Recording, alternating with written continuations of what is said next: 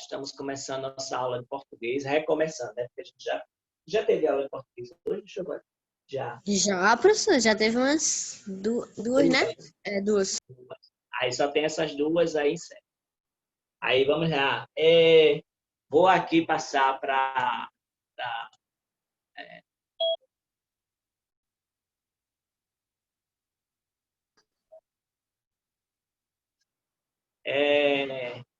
vou aqui passar na página que a gente ficou, certo? Aí nós temos aqui a página do livro, deixa eu fechar isso aqui. Aí eu vou botar aqui na página, já está nela, vou transportar para cá. Aí a gente ficou nessa parte aqui. Aí vamos lá, certo? Então, tem aí a tela do livro. A gente ficou nessa parte aí. Ficou na parte seguinte, na próxima página, e João vai ler para a gente. João tá aí? Eu não vi João chegar, não, viu?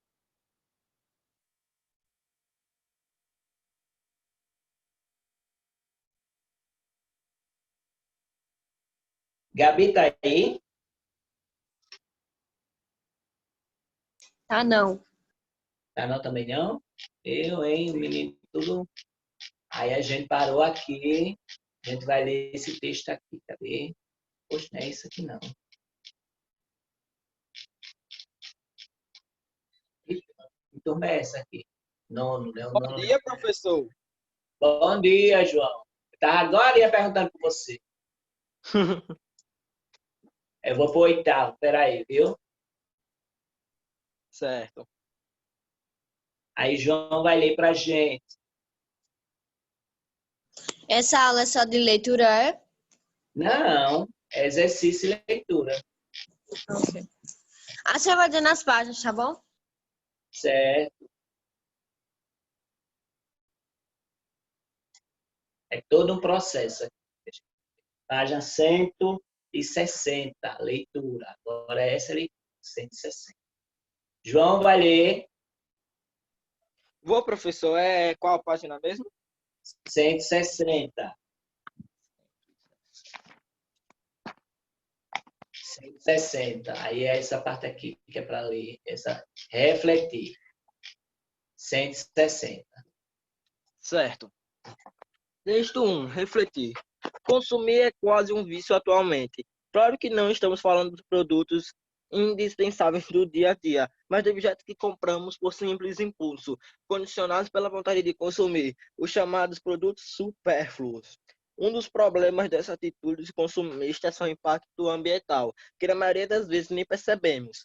Qualquer item comprado em uma loja ou supermercado exige recursos para ser produzido, como água e energia, além de gerar resíduos que devem ser tratados e eliminados, sobras de matérias-primas, embalagens, etc. Portanto, toda vez que decidimos comprar alguma coisa, é bom pensar que estaremos automaticamente aumentando a quantidade de lixo no ambiente e os problemas decorrentes de seu acúmulo. Para muita gente, no entanto, ser consumista não parece ser um defeito. Pelo contrário, só parece que se dá mais valor a quem possui a maior quantidade de bens. Mas será que isso é mesmo verdade? Só pelo fato de possuir mais bens, uma pessoa deve ser mais valorizada? A oferta de bens é muito maior atualmente do que no passado, mas isso não significa que nossas necessidades tenham aumentado na mesma proporção. Claro que muitos desses produtos facilitam a vida, mas é preciso avaliar com cuidado o que de fato é importante para a gente. Outro aspecto importante é a durabilidade dos produtos, brinquedos e eletrodomésticos, roupas, carros. Hoje tudo parece ser produzido para durar pouco e ser rapidamente substituído. Roupas que estão na moda em uma estação já não estarão mais em alguns meses depois. Aparelhos eletrônicos parecem descartáveis e daí por diante. Alguém caiu aí. Alguém saiu da sala. Gabi tá aí? Foi Samantha que saiu. Certo. Gabi tá aí? Gabi ainda não entrou. Certo. Ivone lê o texto 2, depois João lê o restante. Tá. Peraí. Texto 2. Recusar. Consumir de forma equilibrada, gerando o menor volume de resíduos e reduzindo o impacto do lixo sobre o meio ambiente. É o que achamos consumo consciente em geral. As pessoas dão importância ao preço mais baixo. A marca conhecida é uma embalagem atraente, mas é importante considerar outros critérios. Avalie, por exemplo, se o próximo produto é durável e pode ser reutilizado, se a embalagem é feita de material reciclável. Se a empresa tem equipamentos para evitar poluição, se usa animais para testar seus produtos, se respeita as leis trabalhistas, se dispõe de um telefone ou site para atendimento ao consumidor, etc. Os próprios rótulos dos produtos costumam trazer informações que nos ajudam a descobrir tudo isso. Boa parte do lixo gerado é composta de embalagens de produtos. Muitos desses involucros Óleos, são óleos. totalmente supérfluos e poderiam ser recusados, ao invés de aceitar todas aquelas sacolinhas plásticas que nos oferecem a cada compra na banca de jornais, padarias, supermercados ou papelaria. Uma boa ideia é trazer de casa uma sacola de pano ou de plástico resistente para carregar as compras que poderiam ser reutilizadas várias vezes, evitando assim o desperdício. Na Alemanha, esse é um hábito bastante comum. E quem prefere utilizar sacolinhas do supermercado tem que pagar por elas. Ok, é isso aí. Lá em São Paulo também, viu? Teve essa ideia de não usar mais sacola plástica, se usar a reutilizável. Aqui também, né? João, lê aí, reduzir. Certo. Texto 3. Reduzir. Uma das formas mais eficazes de contribuir para a sustentabilidade do planeta é reduzir o consumo e o desperdício. O Brasil tem uma marca estatística nada boa. É um dos campeões mundiais de desperdício de alimentos, que começa no momento da colheita e continua no armazenamento, transporte, distribuição e consumo. Calcula-se que mais de 70 mil toneladas de alimentos sejam desperdiçadas por dia em nosso país. Só para dar uma ideia, perde-se 20% de todos os grãos colhidos, como feijão, arroz, soja, milho, etc. Ao passo que, de cada lote de 100 pés de alface, 40 pés vão parar no lixo. Do lado do consumidor, é um cálculo impressionante. Se uma família de 4 pessoas desperdiçar 100 gramas de alimentos a cada refeição, em 70 anos será descartado 31 toneladas de comida, o suficiente para alimentar 17 crianças por 10 anos. E vale lembrar que mais de 50% do lixo doméstico é constituído de matéria orgânica, em sua maioria sobras de alimentos. Especialistas em educação alimentar atentam que partes nutritivas de verduras, frutas e legumes são jogadas fora. Cascas, folhas, sementes e talos vão para o lixo quando poderiam virar um alimento saboroso e saudável. Muito bem. Aí nós temos esses textos relacionados.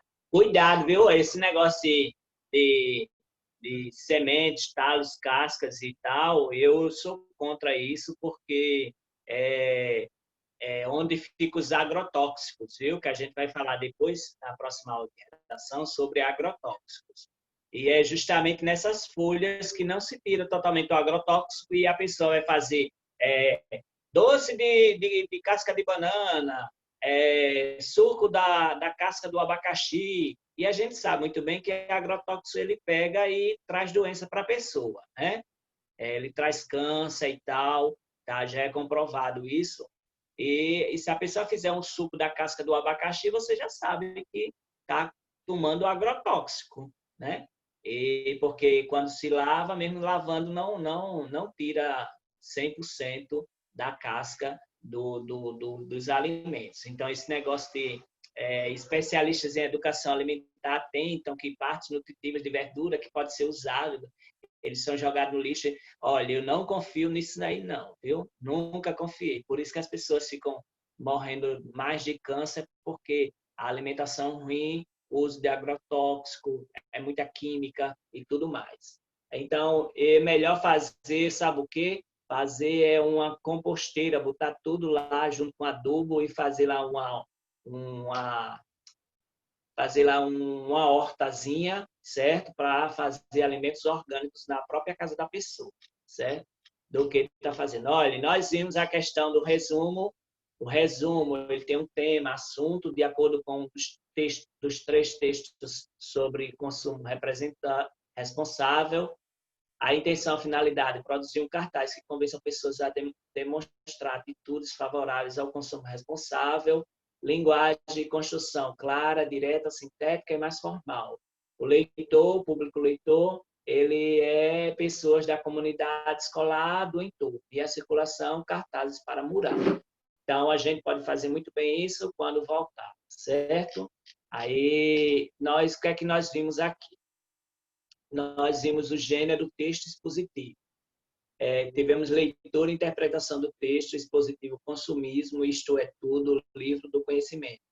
Localização e identificação da ideia-chave do texto expositivo, identificação de citação de autoridade dos elementos coesivos no texto expositivo. Estudamos sobre a produção oral, exposição oral, que é possível não se deixar levar pelo consumismo. A escrita, nós vimos a questão da produção de resumo de texto expositivo para cartaz sobre atitudes a favor do consumismo, do consumo responsável. Interatividade, slide de apresentação. Aí, conexões, ampliações da leitura. Outras linguagens, estudamos o infográfico, a arte e poema, a matemática no consumo, que foi um gráfico. Você conhece seus direitos como consumidor, que a gente viu, né? Outro texto do mesmo gênero foi línguas indígenas, PIB-Mirim. E língua, uso e reflexão. Estudamos adjuntos adnominais, tipo de predicado, tipo de sujeito, que a gente fez revisão, determinantes dos nomes, tipos de predicado e desafios da língua, que foi pontuação. E estudamos a participação em atividades como orais, coletivas e em grupo e individual também, certo? Nos debates. Agora nós vamos para a unidade 5, na página 165, a ciência e a informação. Deixa eu só fechar aqui a sala do 6º ano para mandar a segunda aula. Francisca, falta 1 minuto para cair, eu vou mandar o segundo link. Já. Pronto, aí nós vamos ver aí a ciência e a informação. A gente sabe muito bem que a ciência está ligada à informação. Ela passa a informação da melhor qualidade de vida do ser humano, viu?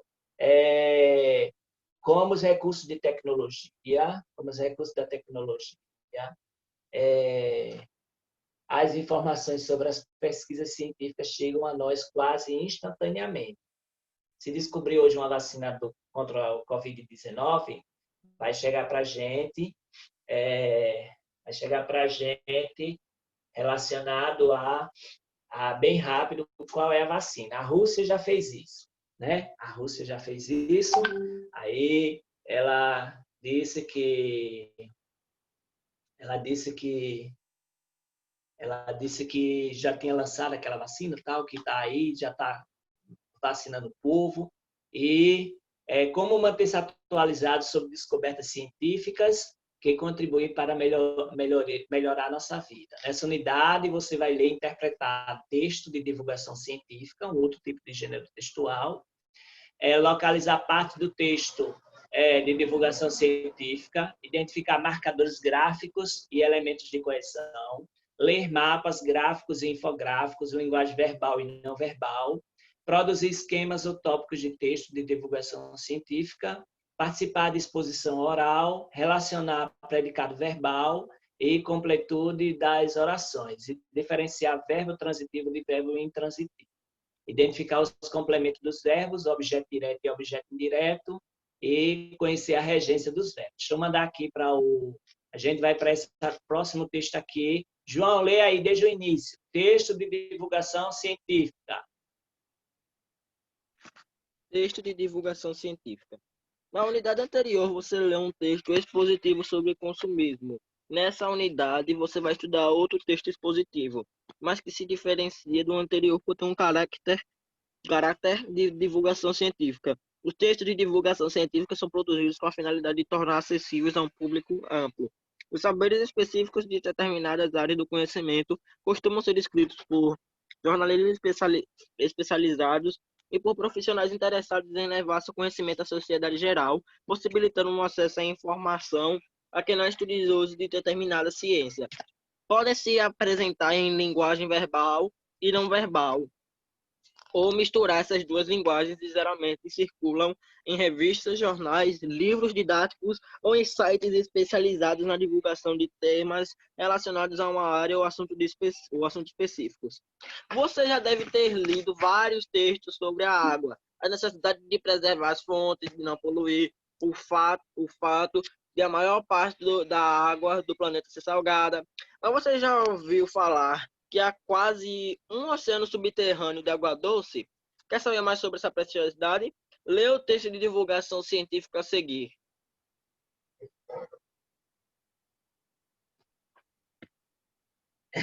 É. Aí vamos aqui. Era bom que tivesse 6. Deixa eu comprar outro computador que vai ter 6 aulas. As águas, texto 1. As águas subterrâneas também estão em risco.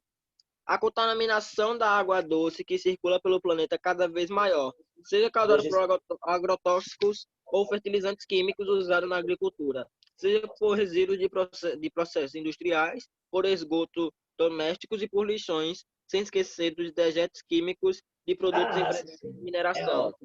Com a poluição das águas e de superfície, a humanidade passou a se abastecer em grande parte das águas subterrâneas. 1 bilhão e... Ah, meu Deus, essa daqui já tem. 1 bilhão e meio de habitantes de centros urbanos do mundo dependem totalmente delas para sobreviver no Brasil. No Brasil, 80% das cidades do Centro-Sul já são abastecidas pelas águas tiradas das profundezas subterrâneas. Mas essas reservas estão diminuindo em todo o planeta de forma impressionante, em especial no Oriente Médio e na África. Elas não se renovam com a velocidade da extração feita pelo ser humano. Na Europa, 50% das cidades convivem com ameaça no futuro próximo de falta de água. Elas precisam dos depósitos sobre a terra e os exploram acima da capacidade de reposição natural que eles têm. O que Só são um minuto, João. Só um minuto, João. Aí, eu vou passar para vocês um vídeo. Vou ter que botar aqui no YouTube. Vou passar um vídeo para vocês. Enquanto isso, que eu vou passar o vídeo, eu vou ligar para o 6º ano, porque o 6º ano ainda não entrou na aula, mas eu vou botar aqui o vídeo para vocês. Só um minutinho, eu vou pesquisar aqui. Professor, uma dúvida. Depois dessa aula vai ter mais? Tem não, mas quando chegar o próximo computador, vão ser 6 aulas para vocês, viu? Não vai ter mais nenhuma dessa, não, é? Nenhuma mais... Depois dessa não vai ter mais aula, não? Francisca, boa aula. Hein, professor? Depois dessa não tem mais não, só tem pro 9º ano. Não tem pro 9º. Não tem mais uma de português, não? Depois dessa? Hein? Não tem mais nenhuma de português, tem duas, não? né? Essa não é a segunda, não. Essa é só uma. Não, professor. Essa é só uma, mas né? deixa sem aula, professor. Professor, a gente já entrou em outro capítulo novo, professor. Não. Tem Mas que ela a vai gente ser curta ou vai ser um tempo normal? Eu acho que vai ser curta. Tomara, viu, professor? Olha, sobre essa questão de falta de água, certo? Falta de água. A gente vai ver aqui, eu vou ver no meu professor Marconildo Viegas. Aí aqui, deixa eu ver se Marconildo Viegas botou aqui, ó, carta de 2070, certo? Aí, vai passar aqui para vocês. Vou aumentar aqui. Preste atenção.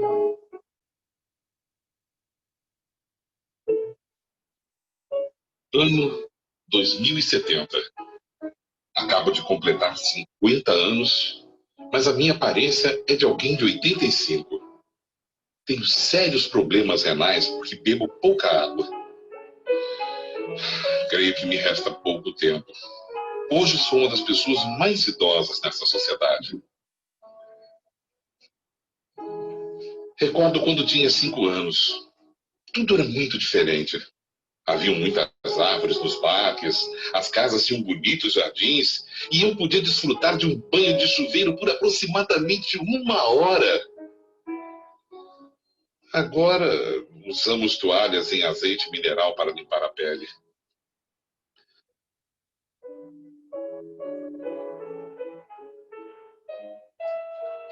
Antes, todas as mulheres mostravam suas formosas cabeleiras. Agora, raspamos a cabeça para mantê-la limpa sem água. Antes, meu pai lavava o carro com a água que saía de uma mangueira. Hoje, os meninos não acreditam que utilizávamos a água dessa forma. Recordo que havia muitos anúncios que diziam para cuidar da água, só que ninguém lhes dava atenção. Pensávamos que a água jamais poderia terminar. Agora, todos os rios, barragens, lagoas e mantos aquíferos estão irreversivelmente contaminados ou esgotados. Imensos desertos constituem a paisagem que nos rodeia por todos os lados. As infecções gastrointestinais, enfermidades da pele e das vias urinárias são as principais causas de morte. A indústria está paralisada e o desemprego é dramático. As fábricas dessalinizadoras são a principal fonte de emprego e pagam os empregados com água potável em vez de salário. Os assaltos por um bujão de água são comuns nas ruas desertas. A comida é 80% sintética. Antes, a quantidade de água indicada como ideal para se beber era 8 copos por dia por pessoa adulta. Hoje eu só posso beber meio copo. A roupa é descartável, o que aumenta grandemente a quantidade de lixo. Tivemos que voltar a usar as fossas sépticas como no século passado porque a rede de esgoto não funciona mais por falta de água. A aparência da população é horrorosa. Corpos desfalecidos, enrugados pela desidratação, cheios de chagas nas peles pelos raios ultravioletas que já não têm a capa de ozônio que os filtrava na atmosfera. Com o ressecamento da pele, uma jovem de 20 anos parece ter 40. Os cientistas investigam, mas não há solução possível. Não se pode fabricar água. O oxigênio também está degradado por falta de árvores, o que diminuiu o coeficiente intelectual das novas gerações. Alterou-se a morfologia dos espermatozoides de muitos indivíduos. Como consequência, há muitas crianças com insuficiências, mutações e deformações. O governo até nos cobra pelo ar que respiramos. 137 metros cúbicos por dia por habitante adulto. Quem não pode pagar é retirado das zonas ventiladas, que estão dotadas de gigantescos pulmões mecânicos que funcionam com energia solar. Não são de boa qualidade, mas se pode respirar. A idade média é de 35 anos. Em alguns países restam manchas de vegetação com o seu respectivo rio, que é fortemente vigiado pelo exército. A água tornou-se um tesouro muito cobiçado, mais do que o ouro ou os diamantes. Aqui não há árvores, porque quase nunca chove. E quando chega a ocorrer uma precipitação, é de chuva ácida. As estações do ano foram severamente transformadas pelas provas atômicas e pela poluição da indústria do século XX. Advertiam que era preciso cuidar do meio ambiente, mas ninguém fez caso. Quando a minha filha me pede que lhe fale de quando era jovem, descrevo o quão bonito eram os bosques. Lhe falo da chuva, das flores, do agradável que era tomar um banho e poder pescar nos rios e barragens, beber toda a água que quisesse, o quanto nós éramos saudáveis. Ela pergunta-me: papai, por que a água acabou? Então eu sinto um nó na garganta. Não posso deixar de me sentir culpado porque pertenço à geração que acabou de destruir o meio ambiente sem prestar atenção a tantos avisos. Agora, nossos filhos pagam um preço alto. Sinceramente, creio que a vida na Terra já não será possível dentro de muito pouco tempo, porque a destruição do meio ambiente chegou a um ponto irreversível. Como gostaria de voltar atrás e fazer com que toda a humanidade compreenda isto, enquanto ainda é possível fazer algo para salvar o nosso planeta Terra.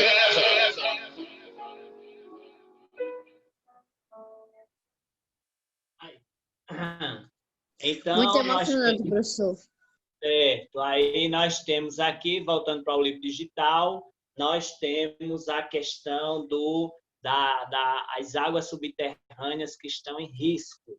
E essas águas subterrâneas em risco, nós sabemos que a água potável está indo para o beleléu, e aí vai faltar água. Aí nós temos aqui, ó, Depois desse esse vídeo começar gráfico. até a chover aqui. Chover. Tá chovendo aqui. Aí, olha, Lagoa da Água Servida, vazamento de esgoto, depósito de rejeitos sanitário e lixo. Aí aqui tem as águas subterrâneas, olha só. E todo dia tá poluindo o ar, poluindo a água. Aí, ó, nessa ilustração mostra o impacto da ação humana sobre as águas subterrâneas. Continua a ler, Joãozinho, por favor. Certo. O que são os aquíferos? Por esse cenário, crescem em importância os aquíferos. Eles são grandes depósitos subterrâneos de água alimentados pelas chuvas que se infiltram no subsolo. Por sua vez, alimentam mananciais de água na superfície e formam lagoas, rios ou pântanos. Não custa recapitular, só cerca de 3% de toda a água do planeta é doce. Mais ou menos a terça parte disso, 30,1% existem reservatórios no subsolo. Muitas pessoas pensam que os aquíferos são grandes bolsões subterrâneos encapados em rochas cheias de água. Não é assim na maioria das vezes. A água costuma preencher os espaços entre os sedimentos arenosos, como se fosse em uma tigela com areia e água misturadas, ou se infiltra pelas fraturas ou rachaduras das rochas. Pense em uma imensa esponja que absorve a água, que você vai ter a ideia mais próxima do que é um aquífero. Apenas em alguns casos a água fica armazenada em bolsões quando ela dissolve as rochas. O Lê aqui aquífero do lado. Guarani, rejeito, significa resíduo ou é aquilo que é rejeitado. Manancial é ser nascente ou uma fonte.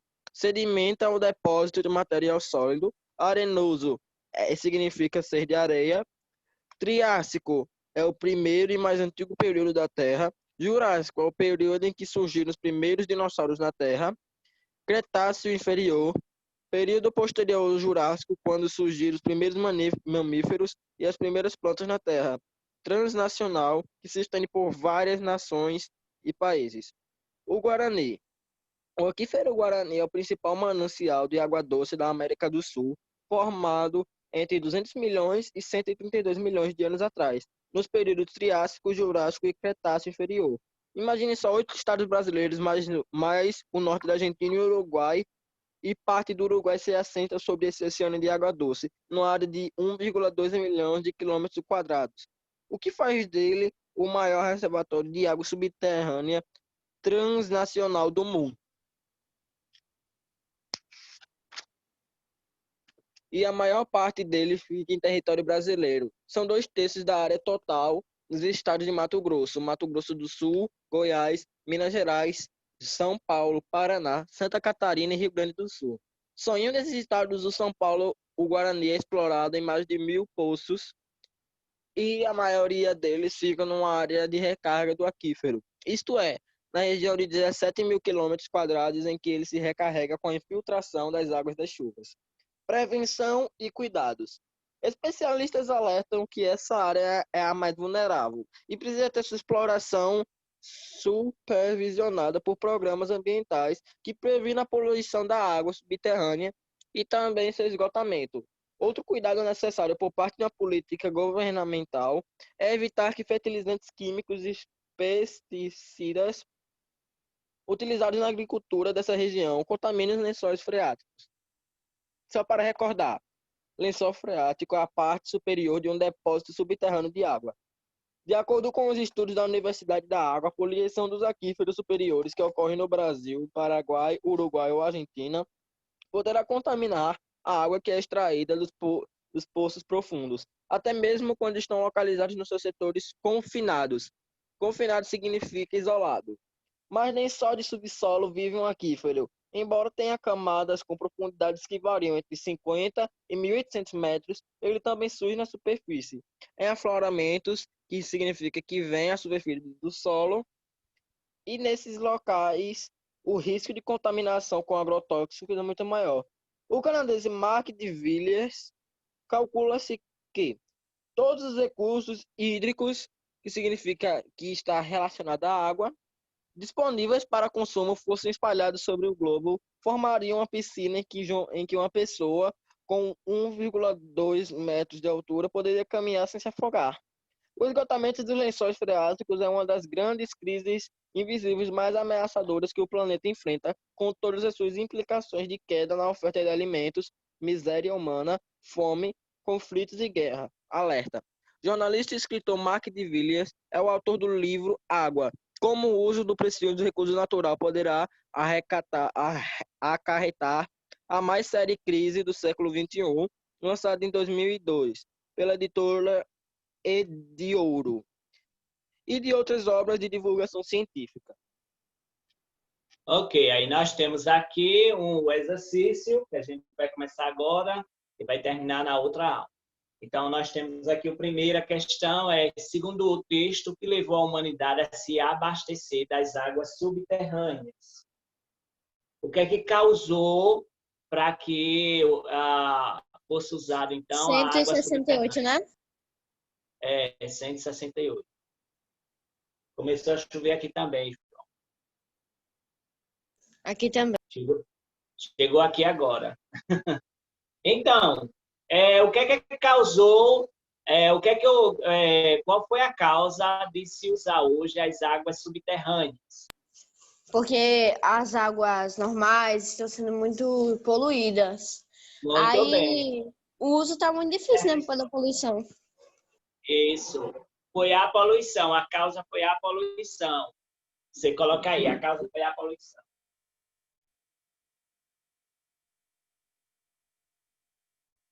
A causa foi a poluição. A número 2. As reservas de águas estão diminuindo em todo o planeta. O texto indica 2 motivos para essa diminuição. Quais são?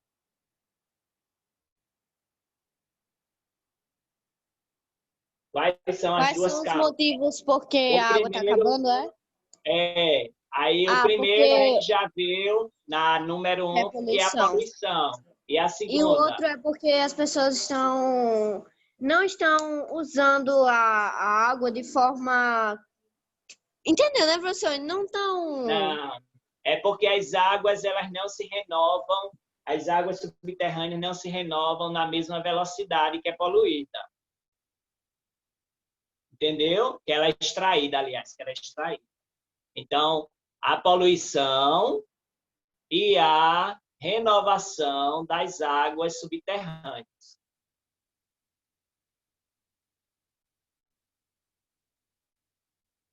Ok? Pronto, pessoal? Renovação de quê, professor? Renovação das águas subterrâneas. Das águas subterrâneas. Aí vai ter 20 minutos a partir de agora. Tchau, vou mandar o segundo link. 20 a 30 minutos.